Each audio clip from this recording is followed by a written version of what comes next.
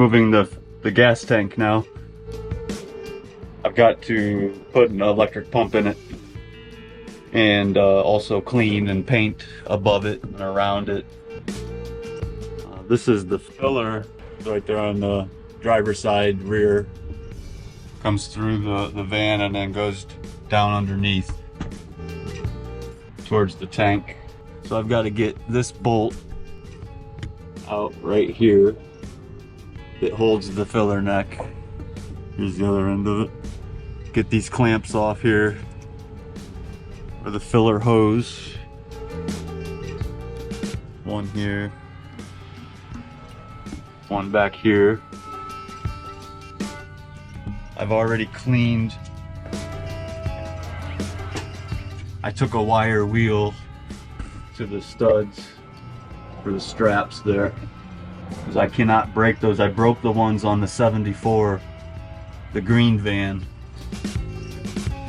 and so I need to not break these. These are my last two.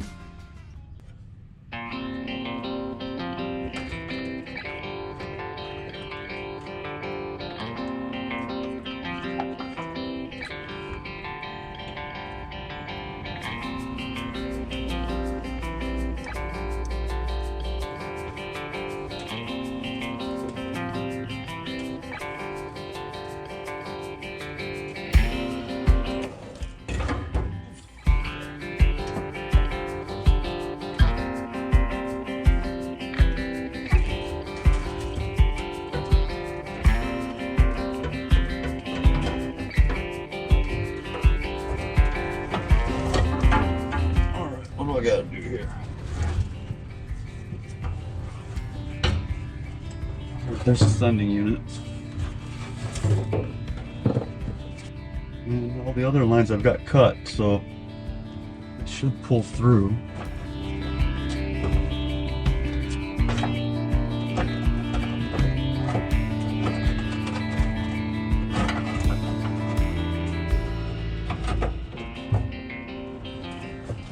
Alright, I've got to get that other strap loose.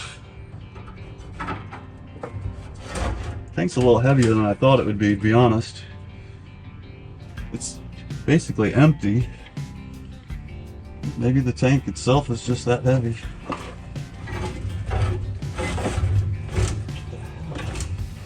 Why is that so heavy?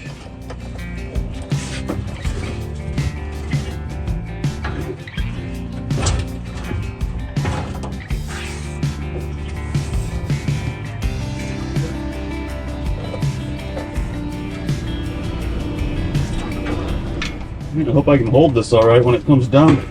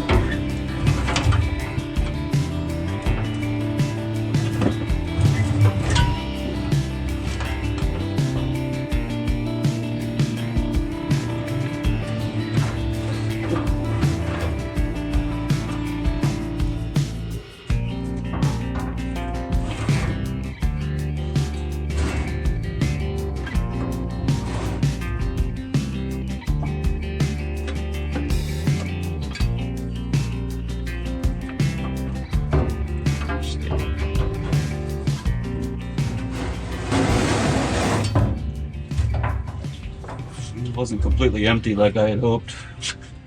Thought I ran it out of fuel.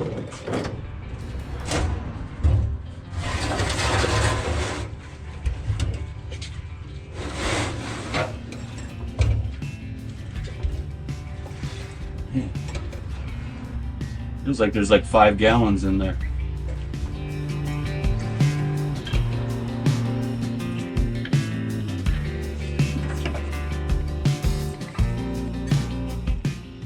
Okay.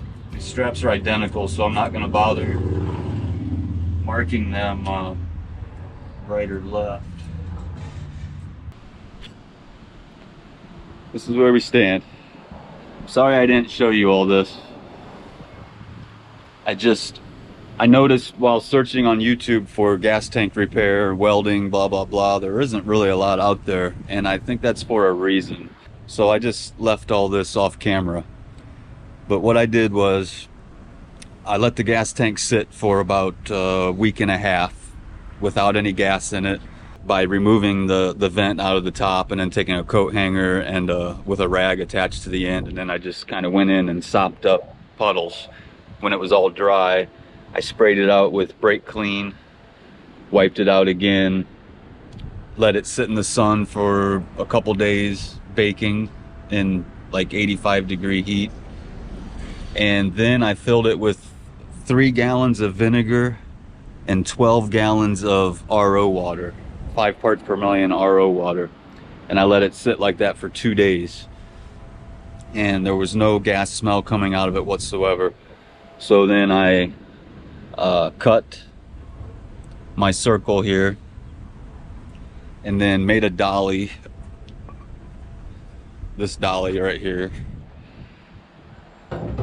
put that in there and hammered all the way around there like this,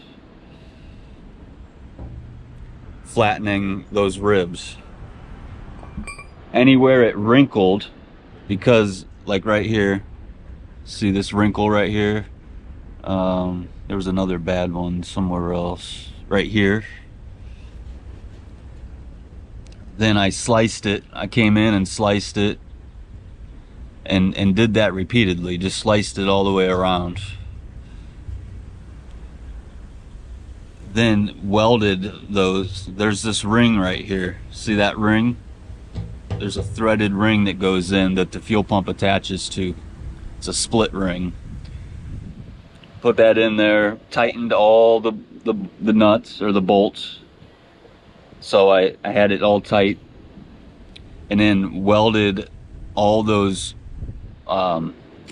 slices or whatever, all those lines that I cut in it, so it would flatten out. It is still not pretty, but I'm gonna use that gasket maker, the fuel resistant gasket maker, and load it up under the seal and between the pump and everything. And I also used the see if it will ignite technique seen here.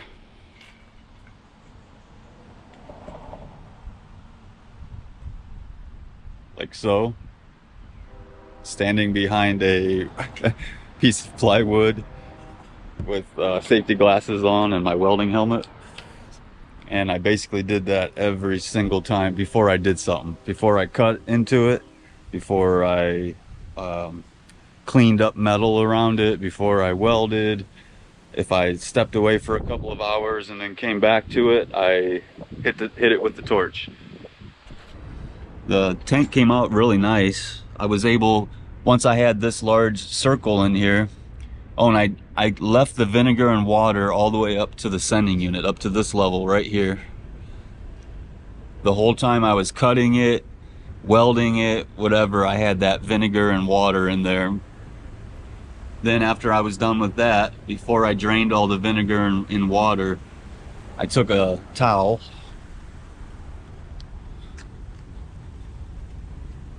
this towel, and just, I was able to wipe inside of there. I got my whole arm inside of there. That's WD-40 in there, by the way. I coated the whole inside with WD-40 and then wiped that in there real good. I was able to take that rag in there and feel when there was still rust on the tank, it felt gritty. And then if you just wiped one area long enough, it would start to feel smooth. And then I knew that I was cleaning it well. I'm gonna see if I can get you inside of here. This ain't gonna be pretty, but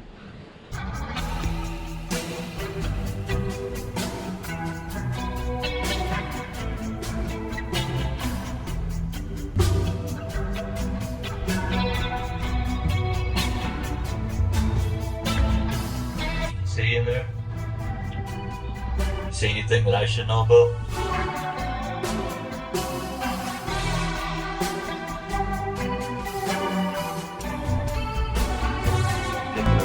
So what I'm gonna do now is cap off these holes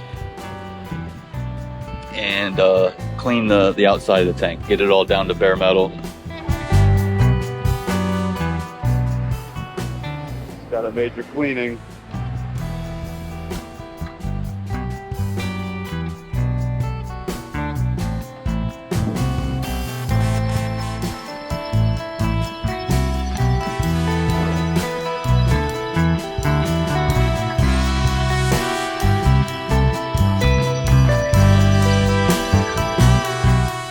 A lot of wire wheeling. Okay, I'm gonna tape it up and prime it. Got the primer on. I actually painted the other side and forgot that I never showed this. This is what I'm using. I use the Rust-Oleum for like under the van and other things, but stuff like the gas tank or stuff that I really want to last, I really love this paint. I know it's engine enamel, but it just, and you don't get very far with it either, by the way. I don't know if it's a heavier flow or less paint in the can, I don't know, and it's more expensive. This is like $14 a can. 14 bucks for the primer and 14 for the black. But I just love the way it comes out. It almost looks like baked enamel. All right, I'm working on the electric fuel pump, the in-tank pump. I got this from Tanks Inc. Got the instructions, the first set of instructions here. I already welded in this ring here, this split ring that goes underneath.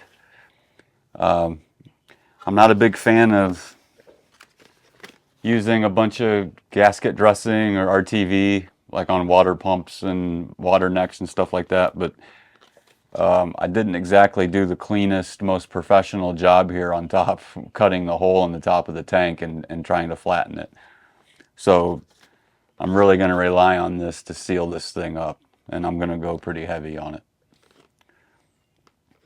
which normally I can't stand when I do a water pump or something and then I get the water pump off and the whole inside of the impeller's got RTV stuck all inside of it from somebody squishing a big bead inside of the pump. But I'm going to be that guy this time. So I've already showed the pump before. I mean the tank inside of it. It's staying fairly rust-free with that WD-40 inside of there. I'll probably just take a cloth and wipe inside of there once I'm ready to put the pump in, and I'll just get some of the stuff that's just laying along the bottom there. So this is the fuel pump. I was happy to see that this pump actually says made in the USA on it. It's a Walboro, or right there. Not assembled in the USA. It actually says made in the USA. Okay, so this is their PA-2 pump. I've already got it. I cut it to size. Let's see, how much of that did I cut off of there? This is the only thing I've actually done off camera, was cut this. So that normally was that long. So I cut it to measured the tank, and I kept it off the bottom just a tad bit, just in case when I put the tank up there, if it just hits just a little bit and pushes down on the top of the tank, I don't want this getting jammed into the bottom of the tank. And then when you hit bumps, you know, technically this should not be moving around in there. If it is, then I did something wrong. But I just don't want this steel coming in contact with the bottom of the tank and then like really jamming it in there. So I'm talking like a 16th or definitely not an 1/8 of an inch. I left it off the bottom of the tank. I'm sure once it settles, this tray will probably come down. It'll be touching here on this side. So that is the tray and the flange and everything to mount it. It's a PA-2 in-tank fuel pump module. And it's from Tanks Inc. They're out of Idaho, actually. This is everything. These go down along the top like that. This is the vent. It gets threaded into that hole there. It's got a cork gasket. Sock. This is the pickup sock. This seems to be like a foam blanket or like a jacket that goes around and probably keeps it from rubbing on the metal. And then a little section of line that goes from the pump up to the fitting here up top here. This is the return. That gets cut to size and then goes back down to return fuel. And the pigtail here. And the wires come out the top. These are compression fittings that seal around the wire. And then I still got to come up with whatever plug I'm going to actually use to be able to plug the pump in and out. So I'm going to start assembling this. The only thing I'm going to do here real quick is I'm going to take some brake cleaner and clean this flange right here on top and bottom, just so I know that my RTV is making good contact and adheres to the steel. Like I said, it's going to be relied upon. Okay, I'm going to start assembling this pump. I'm going to start with, I keep going back and forth trying to decide what I'm going to use to seal the threads. And I've got this for the gasket for the flange all around here. So I could just put this on the threads. And by threads I mean the vent, the rollover vent, and the two fittings that go in the top.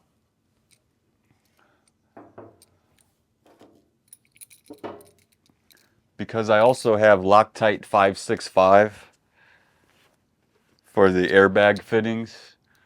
And I looked this up online and it does say it's gasoline, it's safe to use with gasoline and oil and natural gas and all different solvents.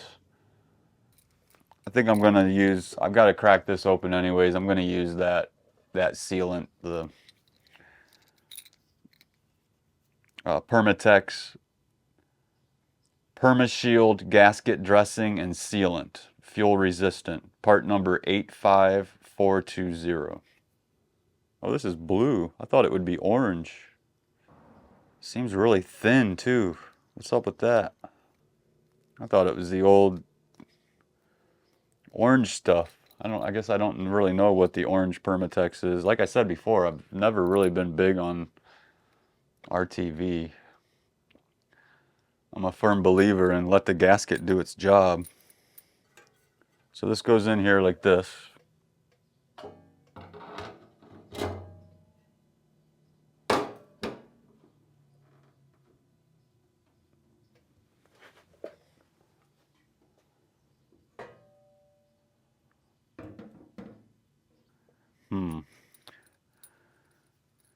I'm kind of considering the Loctite again now. Now that I know that this isn't what I thought it was. Yeah, it's real thin. It's watery. Knowing my luck, this is going to lock my fittings in forever. Maybe it's because it's blue, it's reminding me of Loctite. So now I have in my mind that it's... I kept calling it RTV. Probably means that it's not RTV either. How am I going to seal the top of that tank with this being so thin? That changes everything. I've got all kinds of ridges and gaps.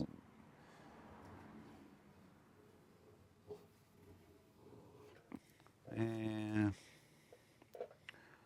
okay, so it sits in here. I want this vent to face forward.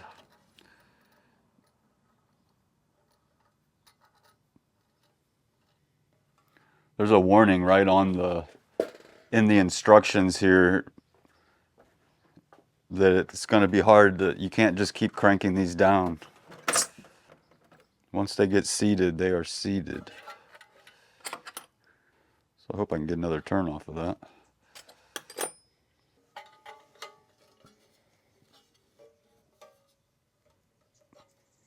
Yeah, I'll be able to. Okay.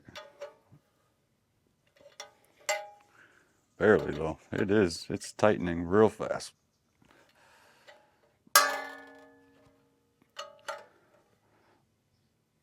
I don't see anything on the back of this tube that says you can't use it as a thread sealer. It's fuel resistant.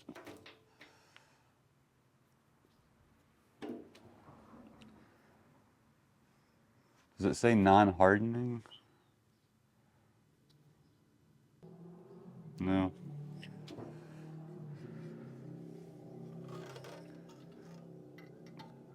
Okay, now this one's the supply. That one threaded down farther than what the vent did.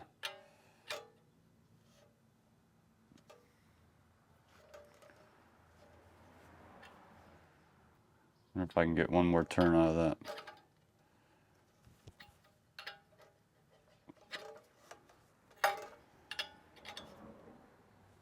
Oh, it's getting close. Oh, something just popped in my back.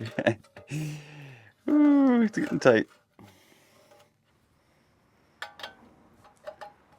That vent's going to be in the way now. I got to loosen that vent a little.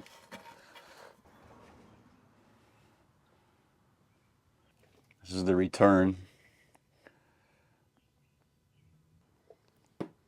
This actually smells like pipe cement, like PVC glue. It must have something similar. It is probably going to lock these fittings in this plate forever. Forever. I'm not even going to try to go back around or go around another revolution on this one.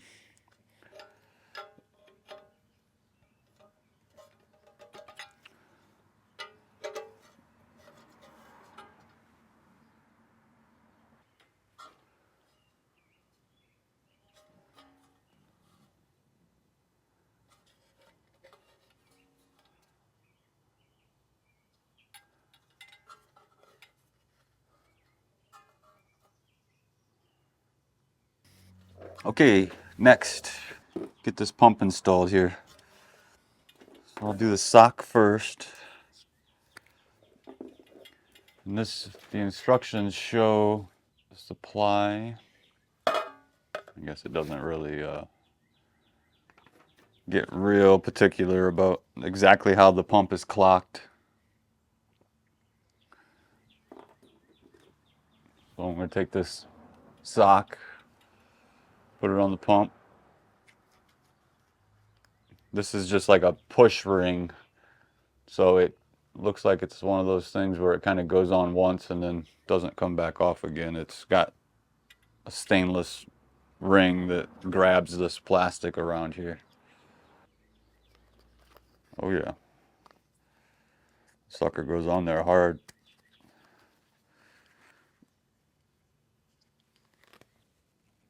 Jeez, what is going on?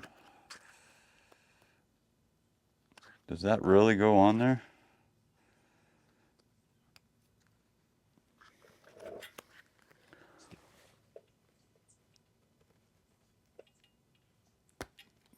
Wow, that was tough.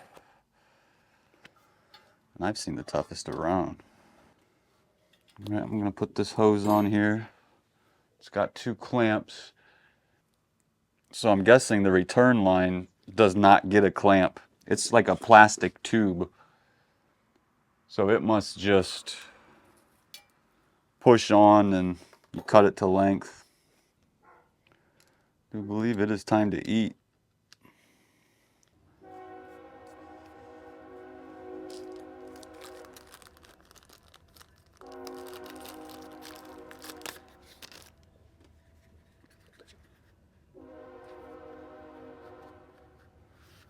That blanket on there.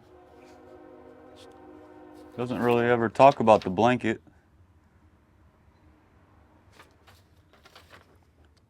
Install the foam sleeve and the filter on your fuel pump.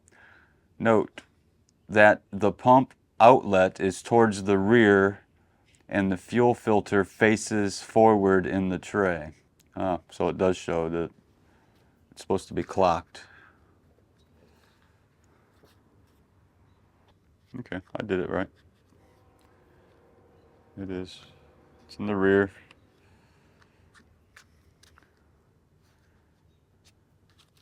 The pickup sock faces forward. What are they calling this? They're calling this the foam sleeve. So not like a jacket, I guess. I'm just gonna put the pigtail on there now because I'm afraid I'm gonna forget.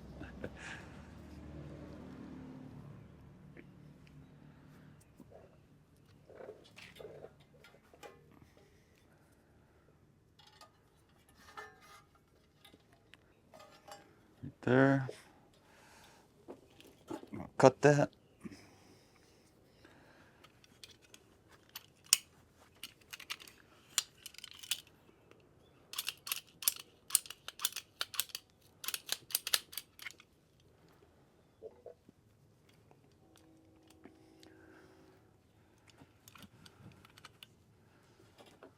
Am I gonna struggle with that return if I don't do it first? The pump's already in there. How about I read the instructions? Set the pump filter in the reservoir tray with the filter resting on the bottom of the tray and the pump outlet directly under the center barbed fitting. Carefully measure the length of the required stubby hose, or stubby hose, supply hose. Also, measure the length needed for the return line. It should end 1 inch above the bottom of the tray.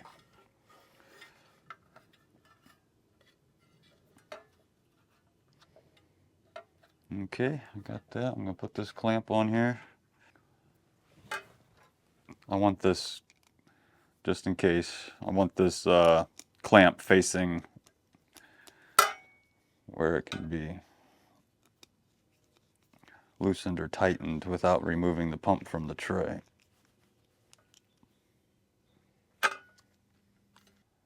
Yeah, sure does seem like that saddle is supposed to already be in there. It has this saddle here that the pump tightens to. Large wire tie goes through the saddle. This is the large wire tie.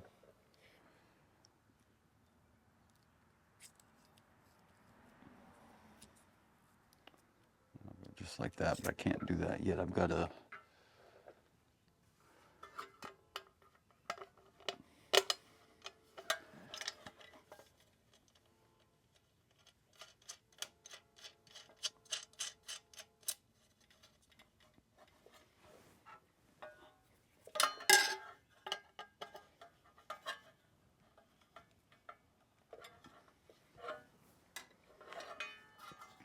put that zip tie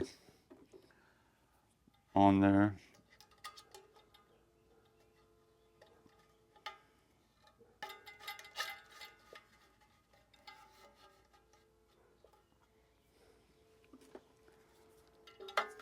Get the supply hose hooked up. All right.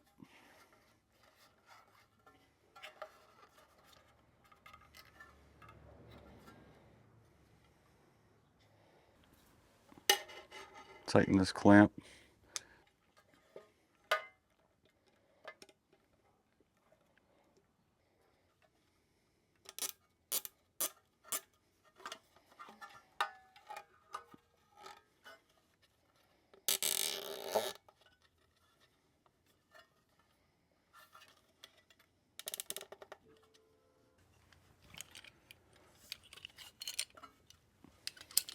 Trim this excess here.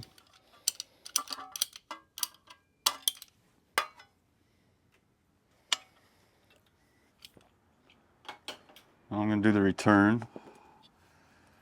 Says that it might require heating in order to get this to slide over the nipple.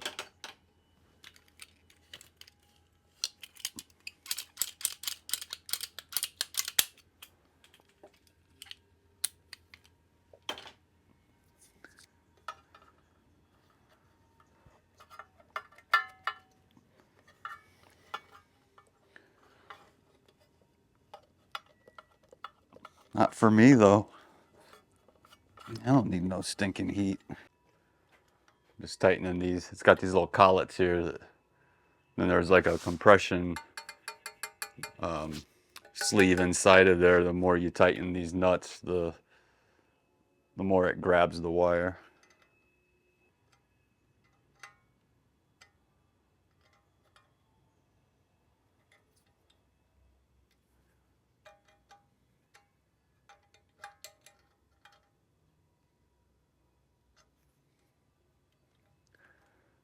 Nice. There's 2 more zip ties there, but other than that, I think I've got it good to go. That's the finished product right there. Got the sock in there. That's the vent, the rollover vent.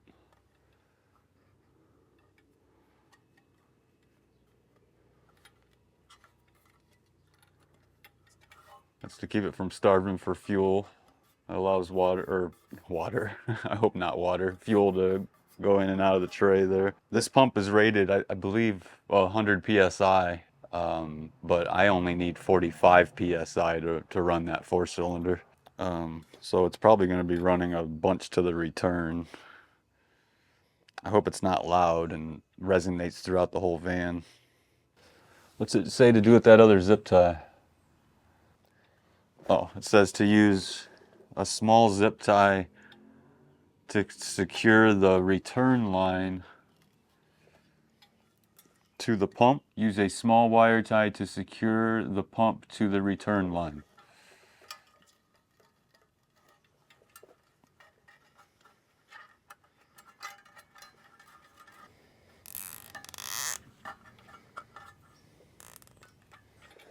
Man, I'm so worried about this not filling the gaps. I really thought I was going to be dealing with like a silicone, like caulk.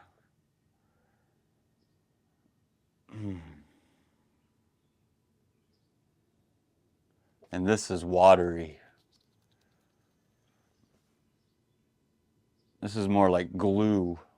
Yeah, it is. It's more like a consistency of glue more so than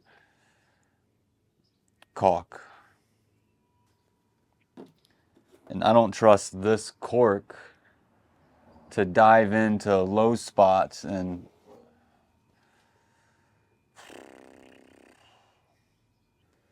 now I wonder, is there even a caulk-like RTV that's impervious to gas? Maybe there's not. I always thought that's what the orange, the Permatex orange stuff was. I thought that was oil, gas and oil resistant.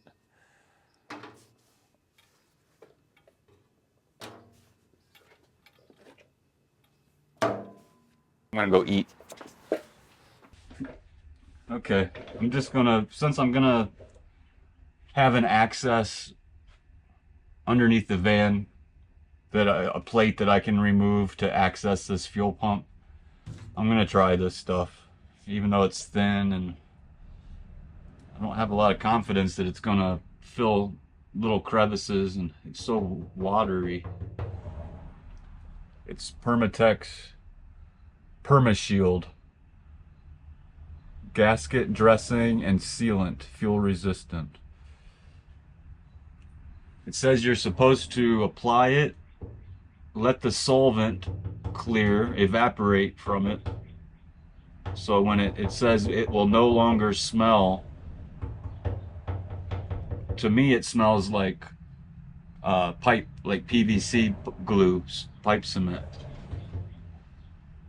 And I guess it loses that smell when it's evaporated and cured. I really hate relying on something like this, but my mounting surface ended up so crappy. Man, it's just pouring inside the tank. Okay, I'm gonna put it on the back of the gasket too. I'm telling you, I'm gooping it. I'm slathering it. I think it's kind of like like shellac, where you're supposed to kind of let it dry, and then the two, when they join, it creates a bond between the two of them.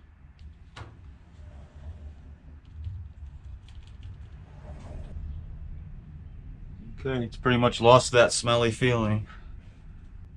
Yeah, it's turning into like a gel. I can see it. See it starting to wrinkle over.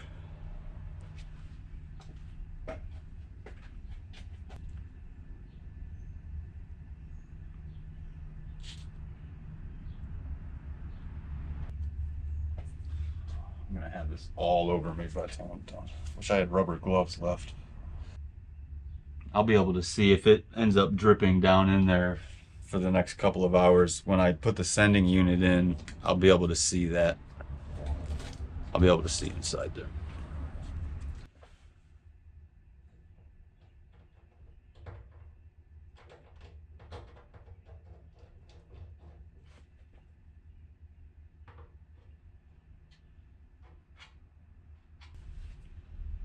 I'm already in it this far.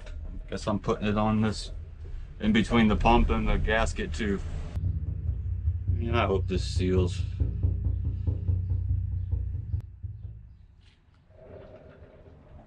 Stuff is sticky though, I tell you what.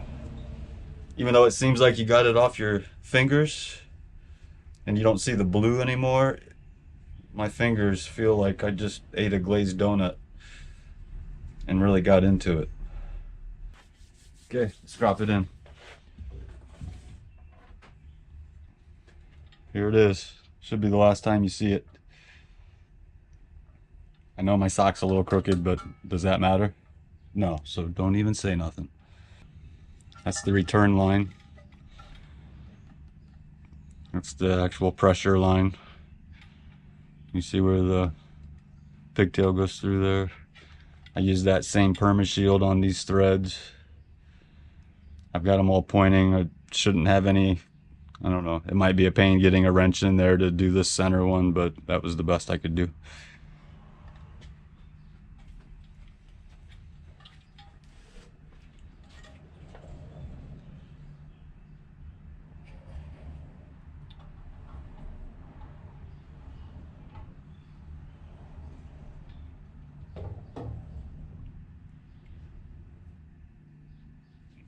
Goes this way.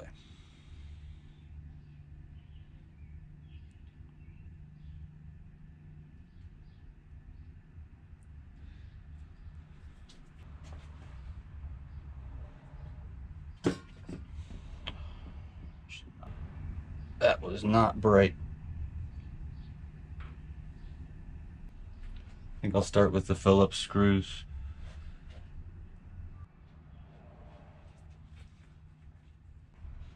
I honestly don't understand why these are all different lengths. I'm starting them by hand. I understand this is slow and tedious here. Just because I still don't know how I ruined the thread on those two that I ruined. I don't know if just starting them with the drill, if I just didn't quite have it straight and then it cross-threaded, but it just mangled the threads. It just stripped the threads right off of the bolt. These all have little O-rings on them. I don't know if you can see it. I can't get it to roll back, but as much of that sealer that I used, I don't think I've got to worry about any fuel chasing up the threads.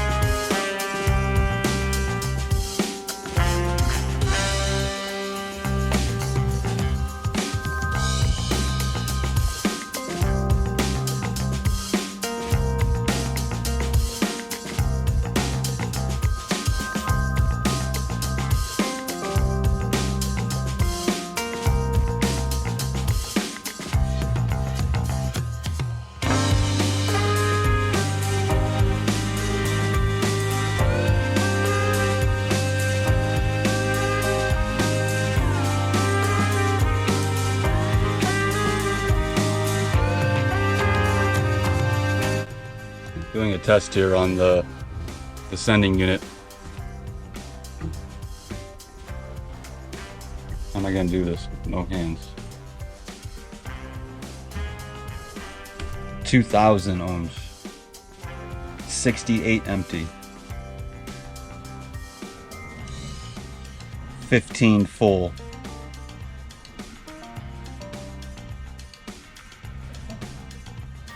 That's about half there.